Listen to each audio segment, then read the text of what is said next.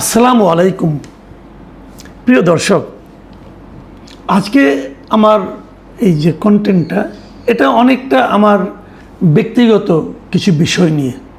ব্যক্তিগত বিষয় মানে এর সঙ্গে একটা বড় পেশাজীবী সংগঠন জড়িত আছে এবং একটা বড় পেশাজীবী সংগঠন মানে চিকিৎসক সংগঠন যারা আছেন, যারা চিকিৎসক আছেন দেশের ডাক্তার বলি আমি যাদেরকে, ওনারা কিভাবে আমার সঙ্গে একটা বিরোধে জড়িয়ে পড়েছেন অথবা কিভাবে একটা বিরোধের সৃষ্টি আমার কারণে হয়েছে সেটা নিয়ে আমার কি বক্তব্য এবং ডাক্তার সাহেবরা আমার কাছে কি চাচ্ছেন, কিভাবে চাচ্ছেন এবং ওনারা কি করছেন এখন আমাকে নিয়ে মানববন্ধন করছেন, আমাকে নিয়ে গালাগালি করছেন, আমাকে অশ্লীল ভাষায় আক্রমণ করছেন, নানা কিছু তারা করছেন।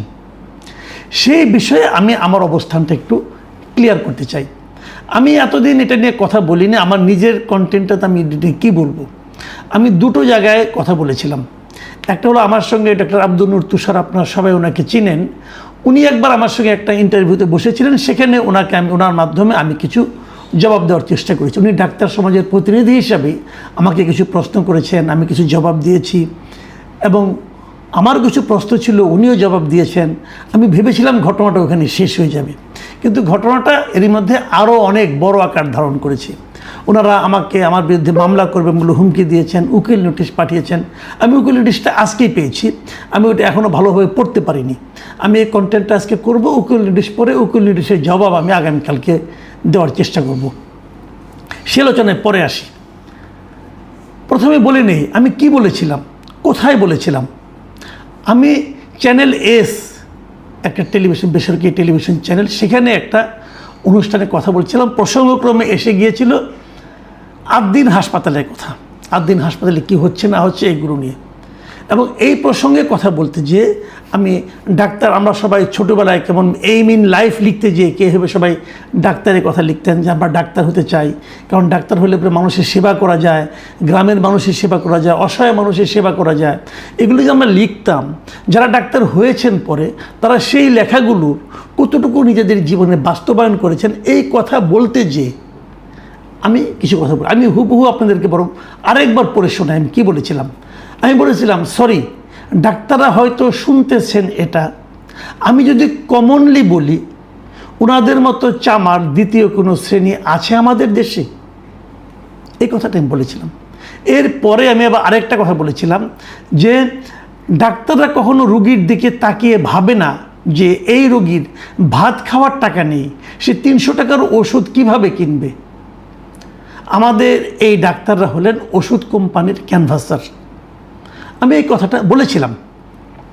এটা আপনারা সোশ্যাল মিডিয়ায় পাবেন, চ্যানেল এসে গেলে ওদের ভিডিওতে পাবেন, মিলিয়ে নিন কোনো ভুল ভ্রান্তি আছে কিনা। এই যে আমি শুরুতে একটা কথা বলেছিলাম, মানে যদি কমনলি বলি, এই কমনলি বলির অর্থটা কি এটা আমার মনে হয় অনেকে জানেন না, অথবা জেনেও এটাকে আপনি আড়ালে রেখেছেন। এই কথাটা কিন্তু কেউ লিখছে না, বলছে আমি নাকি সকল ডাক্তারকে গালাগালি করেছি। আমি শুরুতেই আমি আব্দুল নূর তুষারের কাছে ওটা বলেছিলাম। এরপর মঞ্জুল আলম পান্নার একটা চ্যানেল আছে মানচিত্র, সেখানে উনি আমাকে প্রশ্ন করেছিলেন, সেখানেও আমি বলেছিলাম যে এই পুরো আলোচনার মধ্যে আমি যা বলেছিলাম, যে কারণে বলেছিলাম, সেখানে একটা জায়গায় আমি একটা ভুল করেছি, আমি বলেছি, স্বীকার করেছি। সেগুলো চামার শব্দটা আমার ব্যবহার করা ঠিক হয়নি। মানুষের ভুল হয় ভাই, আমি তো মানুষ, তাই না? আমি মনে করি এটা আমার স্লিপ অফ টাং হয়ে গেছে, এই শব্দটা আমার ব্যবহার করা অনুচিত হয়েছে। আমি কিন্তু এখনও স্বীকার করছি, তখনও স্বীকার করেছি, কোনো তর্ক না করেই স্বীকার করেছি। ভুল আমার প্রচুর হয়, আপনাদেরও হয়, আপনাদের হয় না? আমারও ভুল হয়, আপনাদের ভুল হয়, এটা আমি স্বীকার করেছি। কিন্তু স্বীকার করার পরেও দেখছি ওনারা থামছেন না, ওনারা আরও অনেক কিছু করতে চান, আরও অনেক কিছু আমার কাছ থেকে চান। ঠিক আছে, আপনারা যদি সবাই মিলে চান আমি দেবো, কোনো সমস্যা নাই, যা চান তাই দেবো, কি আর করা। আমি তো একা মানুষ, তাই না? আপনাদের অনেকগুলি সংগঠন, এরই মধ্যে আমি দেখলাম ডাক্তারদের কমপক্ষে 4-5টা সংগঠন আমার বিরুদ্ধে মাঠে নেমে গেছেন। কেউ ঘোষণা করেছেন তারা আমাকে চিকিৎসা করবেন না, কেউ এমনও বলেছেন চিকিৎসা করবেন যদি আমি তাদের পায়ে ধরে মাপ চাই। মোটামুটি অনেক কিছু, কে কী বলেছেন না বলেছেন সে আলোচনায় আমি যাব। আমি একটু আলোচনাগুলি করি। দেখুন, আমি কিন্তু স্বীকার করেছি আমার চামার বলাটা হয়তো ঠিক হয়নি, আমি অন্য কোনো প্রতিশব্দ ব্যবহার করতে পারতাম, কিন্তু আমি আবার এটাও বলি যে আমার বলার মাধ্যমে আমি আসলে যা বোঝাতে চেয়েছি, আমার অন্য প্রতি শব্দে কিন্তু সেই জিনিসটাই বোঝাইতাম। মানে আপনাদের প্রতি আমার যে মনোভাবটা, সেটা কিন্তু চেঞ্জ হয় নাই, সেটা আছে, সেটা এখনও আছে। হয়তো শব্দ প্রয়োগে আমার ভুল হয়েছে, সেই জন্য আমি অলরেডি বলেছি যেটা আমার ভুল হয়েছে, এই জন্য আমি দুঃখ প্রকাশ করেছি। আসেন দেখি আমাকে নিয়ে ওনারা কি বলছেন, একটু দেখি। প্রকাশ্য মানে মানে মিডিয়াতে ওনারা বলেছেন, ড্যাবের মহাসচিব ডক্টর জহিরুল ইসলাম শাকিল তিনি বলেছেন যে ওনার বক্তৃতায় বলেছেন যে আমি নাকি স্বৈরাচারের সময় স্বৈরাচারের দোসর হিসাবে বক্তব্য দিয়েছি। স্বৈরাচার মানে শেখ হাসিনা, শেখ হাসিনা সরকার যখন ছিল তখন আমি নাকি তার দোসর হিসেবে বক্তব্য দিয়েছি। আমি শাকিল সাহেবকে রিকোয়েস্ট করব, ভাই প্লিজ একটু সুনির্দিষ্টভাবে আমাকে এটা প্রমাণ দিন। স্বৈরাচারের দোসর হিসাবে আমি বক্তব্য দিয়েছি এই বাংলাদেশে, আপনি এটা বললেন, নিশ্চয়ই আপনার কাছে অনেক প্রমাণ আছে, আমি জানতে চাই।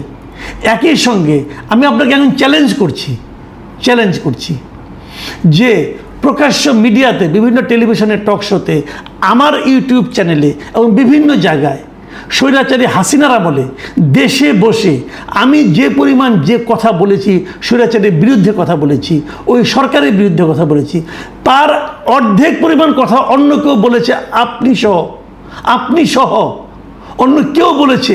যদি তার প্রমাণ হাজির করতে পারেন তাহলে আমি আর কিছু বলবো না। আমি কি বলেছি না বলেছি ওই সময়ের ইউটিউব ঘাটলে পাবেন। এই চ্যালেঞ্জটা ওপেন থাকলো। আপনি বলেছেন আমি নাকি বিভিন্ন সময় উস্কানিমূলক বক্তব্য দিয়েছি, পার্শ্ববর্তী দেশের উস্কানিতে দালালির কাজ করছি। ভাই প্লিজ প্রমাণ করেন। দেখেন, এই যে আপনি আমাকে দালাল বললেন, স্বৈরাচারের দোসর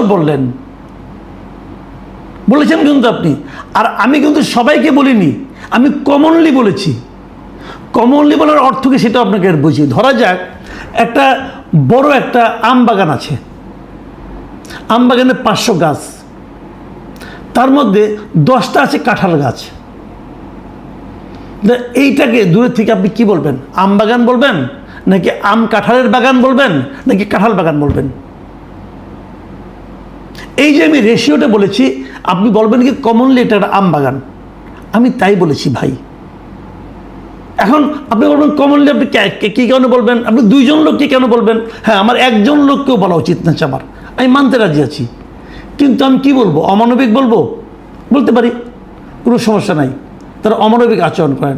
আমি যদি এই কথাটা বলি যে সমস্ত ডাক্তাররা রোগীর টেস্ট দিয়ে সেই টেস্ট থেকে ল্যাবরেটরির কাছ থেকে কমিশন নেন, আমি তাদেরকে লক্ষ্য করে এই কথাটা বলেছি। তাহলে তো আপনার কোনো দুঃখ নাই, কেন? আপনি তো নেন না, নাকি নেন? যদি না নেন আপনার গায়ে লাগবে না, যদি নেন তাহলে লাগবে। আমি যদি বলি যে সমস্ত ডাক্তাররা রোগীর টেস্ট দিয়ে টেস্টের থেকে কমিশন নেন, তারা ওই গোত্রের লোক। আপনি বলেন চামার তো পরিশ্রম করে খায়, যারা কমিশন খায় তারা কি পরিশ্রম করে খায়? তারা মানুষের কাছ থেকে প্রতারণা করে খায়। আমি সেই প্রতারকদের কথা বলেছি। যদি আপনি প্রতারক না হন আপনার গায়ে লাগবে না, যদি আপনি প্রতারক হন গায়ে লাগবে, সহ্য করতে হবে। কিন্তু আমাকে যে বললেন যে আমি স্বৈরাচারের দোসর, আমাকে যে বললেন আমি অন্য দেশের দালালি করছি, ভাই আপনি প্রমাণ করেন না। আমি তো প্রমাণ করতে চাই, করতে বলি। দেখুন, আপনি বলেছেন আমি নাকি ডাক্তারদের জনগণের মুখোমুখি করে দিয়েছি উস্কানিমূলক বক্তব্যের মাধ্যমে। আমি কিচ্ছু বলবো না ভাই। ডাক্তার জনগণ মুখোমুখি কিনা এটা আমার এই অনুষ্ঠানটা তো প্রচার হয়েছে মাত্র 1 সপ্তাহ হয়েছে। এর আগে ডাক্তার এবং রোগীদের তারা মুখোমুখি ছিল না। তারা কি বলে, সাধারণ মানুষ আপনাদের সম্বন্ধে কি ভাবে, আপনারা কাজ করেন। আপনার বক্তব্য এবং আপনাদের আরও অনেক ডাক্তার সংগঠনের বক্তব্য ফেসবুকে, সোশ্যাল মিডিয়ায় আছে, আপনারা দিয়েছেন। আমি কিন্তু কোথাও কিছু বলিনি, আমি কোথাও কোনো মন্তব্য করিনি। এই প্রত্যেকটা কন্টেন্ট যেগুলো ফেসবুকে আছে, এই কন্টেন্টের কমেন্ট সেকশনে যান, দয়া করে প্লিজ একবার যান। কোনো কমেন্ট সেকশনে 4000 5000 পর্যন্ত কমেন্ট পড়েছে। আমি সবগুলো কমেন্ট কিন্তু কপি করে রেখে দিয়েছি, স্ক্রিনশট নিয়ে রেখেছি আমি সবগুলোতেই। আপনাদের পেজ কিন্তু আপনাদেরকে নিয়ে কি বিভিন্ন টেলিভিশন পেজ করেছে আপনাদের ভিডিও দিয়ে, তার নিচে কমেন্টগুলো একটু পড়ে দেখেন। ওটা পড়লে আপনি বুঝতে পারবেন যে আমি কি ডাক্তারদের মুখোমুখি সাধারণ মানুষকে দাঁড় করিয়ে দিয়েছি, নাকি সাধারণ মানুষ আগেই দাঁড়িয়েছিল, তাদের চিন্তার, তাদের ভাবনা, আপনাদের সম্পর্কে তাদের মনোভাব, তার প্রতিফলন কেবল আমার কথার মাধ্যমে উঠে এসেছে। এই কথা থেকে আপনাদের উচিত, আমি প্রত্যাশা করেছিলাম আপনাদের মধ্যে একটা আত্ম উপলব্ধি হবে, আপনারা নিজেদের মধ্যে একটা আত্মসমালোচনা করবেন যে জনগণ কেন আমাদের সম্পর্কে এরকম ভাবছে। তা না করে আপনারা জোর করে আমাকে দিয়ে ক্ষমা চাওয়ানোর চেষ্টা করছেন। দেখেন, আপনারা সবাই মিলে যে আপনাদের জোরে যদি ভয় নাও পাই, এতগুলি লোক চাচ্ছেন আমি হয়তো ক্ষমা আমার কোনো সমস্যা নেই রে ভাই, আমি একা মানুষ, আমার কোনো প্রবলেম নেই, ক্ষমা চাইতে পারি, কিন্তু তাতে কি আপনাদের সম্মান বৃদ্ধি হবে? একবার ভাবেন তো, তখন লোকে বলবে যে এরা তো মানুষকে জোর করিয়ে যা সত্য নয় তাও লোকজনকে বলানোর চেষ্টা করে। আর আপনারা যদি হুমকি দেন মাসুদকে বলে ট্রিটমেন্ট করবো না, তো কী করবো বলেন? আমি তো মানুষ, আমার তো আলটিমেটলি আপনার কাছে যেতে হবে। তো এটা কোনো কথা না। আপনার গায়ের জোরে আমাকে তো অনেক কিছু করাতে পারবেন, কিন্তু তাতে কিন্তু আপনাদের কোনো লাভ হবে না ভাই। জনগণ কিন্তু আপনার সম্পর্কে আরও একটা অ্যাডজেক্টিভ যোগ করবে। দেখেন কী কী বলা হয়েছে আমাকে নিয়ে, আমি একটা সিম্পল একটু উদাহরণ দিই। কেউ কেউ বলেছে, আমার নাম দিয়েছে জুতা কামাল, একজন ডাক্তার সাহেব দেখলাম, উনি যখন ইয়াং ডাক্তার ছিলেন, যখন আমি ইয়াং সাংবাদিক ছিলাম, ওনার নানা প্রসঙ্গ নিয়ে আমার সঙ্গে যোগাযোগ উনি করতেন, যাইতেন, কথা বলতাম ওনার সঙ্গে। আমি ওনার বাবার একটা সমস্যা নিয়ে একবার কথা বলেছিলাম, উনি লিখেছেন আমি নাকি জুতা কামাল। ঠিক আছে, জুতা কামাল, কী করব। আমার আরেক বন্ধু মিস্টার সজল আশফাক, উনি অবশ্যই এখন আর এই দেশে ডাক্তারি করেন না, উনি আমেরিকায় চলে গিয়েছেন। তো ঠিক আছে, উনিও আমার সম্পর্কে অনেক কিছু লিখেছেন, আমার কোনো সমস্যা নাই। ওনার লেখা এক জায়গায় লিখেছেন যে, বলতেছেন যে আরে ভাই আপনারা তো চামারের চেয়েও খারাপ, ছেঁড়া জুতো নিয়ে ওর কাছে যান কেন। আবার আরেক জায়গায় লিখেছেন যে ওষুধ কোম্পানি ক্যানভাসার হতে যোগ্যতা লাগে, ডাক্তারের কলমের খোঁচার দাম আছে, ডাক্তারের কথা, মানে ওষুধ কোম্পানির ক্যানভাসার হওয়ার জন্য যোগ্যতা লাগে, যে যোগ্যতা মিস্টার সজল আশফাক মনে করছেন যে ডাক্তার অর্জন করেছে। এটা কি যোগ্যতা? যদি মনে করেন, যদি আনন্দ পান বা থাকেন, কোনো সমস্যা নেই আমার। উনি আবার আমার একটা ছবি দিয়েছেন, জুতার মধ্যে আমাকে বসিয়ে দিয়েছেন যে আমি তো জুতা কামাল। ঠিক আছে, আমার তাও কোনো আপত্তি নাই, কিন্তু লক্ষ্য করেন। আচ্ছা, এগুলো নয় বাদ দিলাম, এরা আমার বন্ধুবান্ধব মানুষ, হয়তো আমার সম্পর্কে এগুলি বলতেই পারেন, পরিচিত লোক, হয়তো মানে আপনার ফাজলামো করে বলতে পারেন, ইয়ার কি করেও বলতে পারেন, অথবা সিরিয়াসলি বলতে পারেন। এগুলো আমি খুব একটা গায়ে মাখাই না, আমাদেরই তো লোকজন। এক ভদ্রলোককে আমি চিনি না, উনি একজন সিনিয়র লোক এবং খুব গুরুত্বপূর্ণ জায়গায় আছেন, অধ্যাপক ডক্টর নজরুল ইসলাম। উনি বাংলাদেশ মেডিকেল বিশ্ববিদ্যালয়ের প্রভিসি একাডেমিক। উনি একটা বক্তৃতায় বলতেছেন, উনি আমাকে উল্লেখ করেছেন কুলাঙ্গার সাংবাদিক। ভাই, এই কুলাঙ্গার অর্থ কী? আপনি যদি আমাকে কুলাঙ্গার বলতে পারেন, আমি আপনাকে চামার বলতে পারবো না কেন? বলেন তো ভাই আপনি। আমি তো ভুল বলছি, আমি তো স্বীকার করছি আমি ভুল বলছি, তাহলে আপনি আমাকে কুলাঙ্গার বলেন, আপনি স্বীকার করেন আপনি ভুল বলছেন। কুলাঙ্গার আপনি আমাকে কী করে বলেন? বলেন, ডিকশনারি দেখেন কুলাঙ্গার অর্থ কী, আমি আর ব্যাখ্যা করতে চাই না। আপনি ডিকশনারি দেখেন, আপনি বলতে পারলেন তো। আপনি আরও কি বলেছেন শুনেন, আপনি বলেছেন যে ডাক্তারি পেশায় কোনো তৃতীয় শ্রেণীর লোকজন পাওয়া যাবে না। ঠিক আছে, মানলাম। আমরা অন্য কোনো পেশাকে হেয় প্রতিপন্ন করতে চাই না, তার মানে কি? এবং তারপরে আপনি বলছেন যে যারা সাংবাদিকতা পেশায় আছেন, আপনারা আপনাদের পেশার মান রক্ষার্থে এ ধরনের কুলাঙ্গার সাংবাদিকের বিরুদ্ধে ব্যবস্থা নেবেন। তার মানে সাংবাদিক এসব তৃতীয় শ্রেণী পাওয়া লোক, তারা ডাক্তার হইতে পারে নাই, আপনারা প্রথম শ্রেণীর লোক ডাক্তার হয়েছেন। ভাই, প্রথম শ্রেণী যারা না পায় তারা সব কুলাঙ্গার হয়ে গেল, তারা সব হেয় প্রতিপন্ন হলো, একমাত্র আপনারা এই সমাজে বিখ্যাত মানে যোগ্য লোক। ভাই, আমাদের দেশে স্বাধীনতার পর থেকে এই যাবৎকালে যত প্রধানমন্ত্রী হয়েছে, আমার তো ধারণা এরা কেউ ফার্স্ট ক্লাস পাওয়ার লোক না। তো কী হয়েছে? এরা মানুষ না? সব যোগ্য একমাত্র ডাক্তাররা। আমাদের বর্তমান যিনি প্রধানমন্ত্রী আছেন, উনিও কি প্রথম শ্রেণী পাওয়া লোক? আপনি কী হয়েছে? ওনার যোগ্যতার কোন পর্যায়ে আপনি আছেন বলেন তো দেখি। এই যে বলে দিলেন যে তৃতীয় শ্রেণী, এটি হলো আপনাদের বড় সমস্যা। আপনারা মনে করেন এই দেশের মানুষ আর আপনারা অনেক আকাশ পাতাল পার্থক্য। আপনারা প্রথম শ্রেণী পাওয়া, স্ট্যান্ড করা, ডাক্তারি পাস করছেন, আর আপনার কাছে যে লোকটা আসছে সে লোকটা হলো তৃতীয় শ্রেণী পাওয়া কৃষক, রিক্সাওয়ালা, আমাদের মতো কুলাঙ্গার সাংবাদিক। আমরা মানুষ নাকি? খেলে আপনারাই মানুষ। অতএব আমাদেরকে তুচ্ছ-তাচ্ছিল্য করলে কিছু যায় আসে না। তারা যদি কেউ আপনাদেরকে একবার বলে কিছু একটা, তাহলে আপনাদের মাথা খারাপ হয়ে যায়। ওষুধ কোম্পানি ক্যানভাসার বলছে, এটা নিয়ে কারো কোনো বক্তব্য নেই, কারণ ওটা ওরা মেনে নিয়েছেন। এবং সেটা কিভাবে, এটা আমি পরে 100 বার বলতে পারবো, কোনো সমস্যা নাই। ডাক্তারি করতে যে গরিব মানুষ যেন আপনার কাছে আসে, উপরে আল্লাহ নিচে ডাক্তার, আপনার কাছে অসহায় লোকটা আসে, তার জন্য আপনি কি করেন? একটার পর একটা টেস্ট লেখেন এবং সেই টেস্ট থেকে কমিশন খান। যারা খান তাদেরকে আমি কী বলবো বলেন আপনি? অসহায় মানুষকে জিম্মি করে যারা নাকি কমিশনের জন্য বাড়তি টেস্ট দেন, তাদেরকে আমি কী বলবো? ওই কমেন্টগুলো পড়েন, যে কমেন্টগুলো আপনাদের পেজে আছে। এটা নিয়ে আমি অনেক বলতে পারতাম, এখন আর বলবো না, ইনশাল্লাহ আগামীতে বলবো ভাই। একদম কেস ধরে ধরে বলবো, আপনাদেরকে দেখিয়ে দিব চোখে আঙুল দিয়ে যে কি হচ্ছে, বলবো, আমি কথা দিলাম বলবো। এবং আমার ধারণা, আমি এই সঙ্গে যারা আমার এই অনুষ্ঠান দেখছেন সাধারণ মানুষ, আপনারাও কে কোথায় কিভাবে প্রতারিত হয়েছেন, ক্ষতিগ্রস্ত হয়েছেন, আপনাদের মনে দুঃখ দিয়েছে ওনারা, তার ডিটেল ইতিহাস আমাকে লিখে পাঠান। আমি এগুলি একটা একটা করে উল্লেখ করব, কোনো সমস্যা নেই। আমি খালি একটা কথা বলে শেষ করব, অনেক পুরনো একটা কথা, আজকে থেকে প্রায় 22 বছর আগের কথা। 2004 সালে আপনার নচিকেতার নাম শুনেছেন, বাংলা গান গায় পশ্চিমবঙ্গের। উনি একটা গান লিখেছিলেন, গানটার নাম হলো ডাক্তার। সেই ডাক্তারে ওনার একটা অ্যালবাম ছিল, এই আগুনে হাত রাখো, ওই অ্যালবামে এই গানটা ছিল। আমি গানটার কয়েকটা লাইন আপনাদেরকে পড়ে শোনাবো, আপনারা শুনেন। ডাক্তার মানে সে তো মানুষ নয়, আমাদের চোখে সে তো ভগবান। কসাই আর ডাক্তার একই তো নয়, কিন্তু দুটোই আজ প্রফেশন। কসাই জবাই করে প্রকাশ্য দিবালোকে, তোমার আছে ক্লিনিক আর চেম্বার। আবার আরেক জায়গায় লিখেছেন ওই গানেই, ডাক্তার চাইবেন রক্ত রিপোর্ট, ক্লিনিকের সন্ধানও তিনিই দেবেন। 100 টাকা যদি ক্লিনিকের বিল হয়, অর্ধেক দালালি তিনিই নেবেন। রোগীরা তো রোগী নয় খদ্দের, এখন খদ্দের পাঠালেই কমিশন। এটা কিন্তু আজকে থেকে 22 বছর আগের একটা লেখা গান।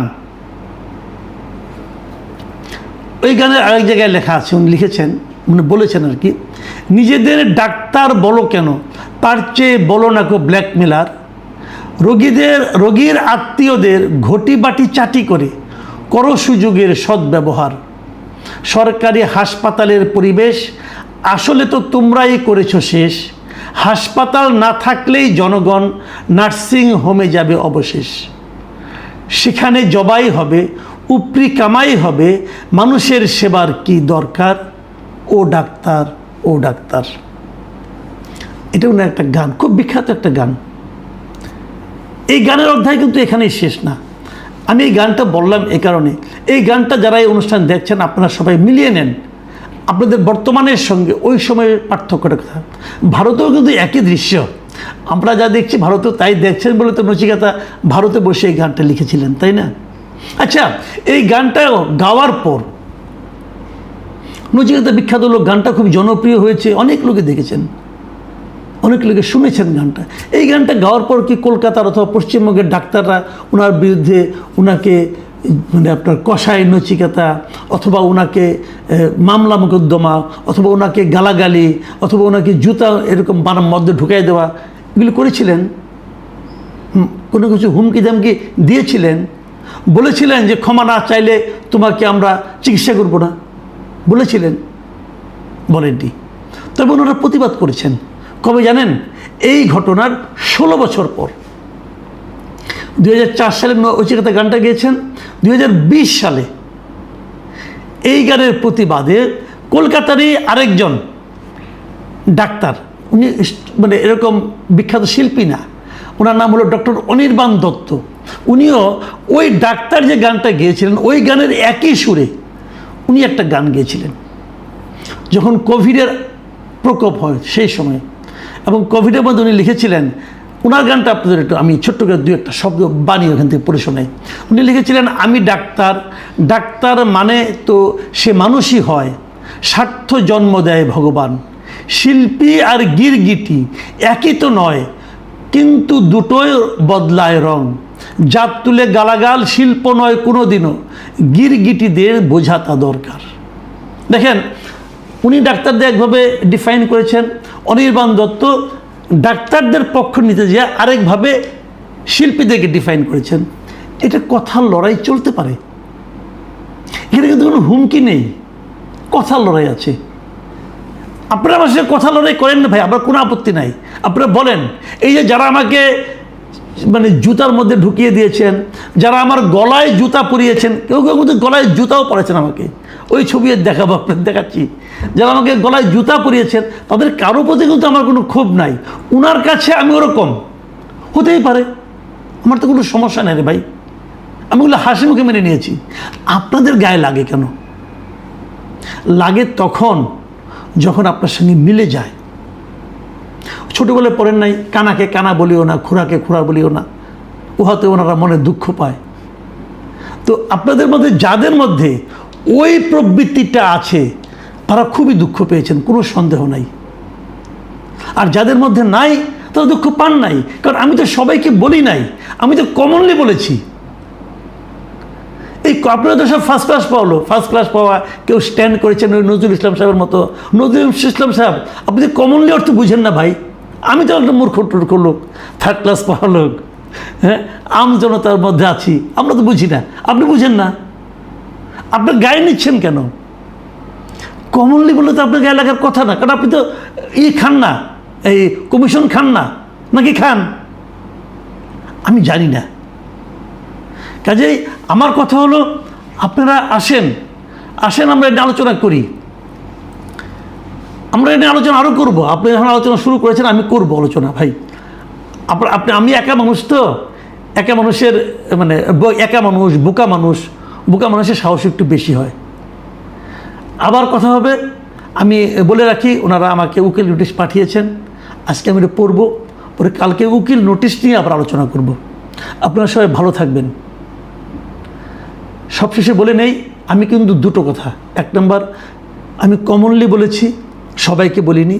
2 নম্বর কথা, তারপরেও যেটা বলেছি সেই চামার শব্দটা নিয়ে আমি দুঃখ প্রকাশ করছি এবং ওই শব্দটা আমি প্রত্যাহার করে নিচ্ছি। সবাই ভালো থাকবেন, আল্লাহ হাফিজ।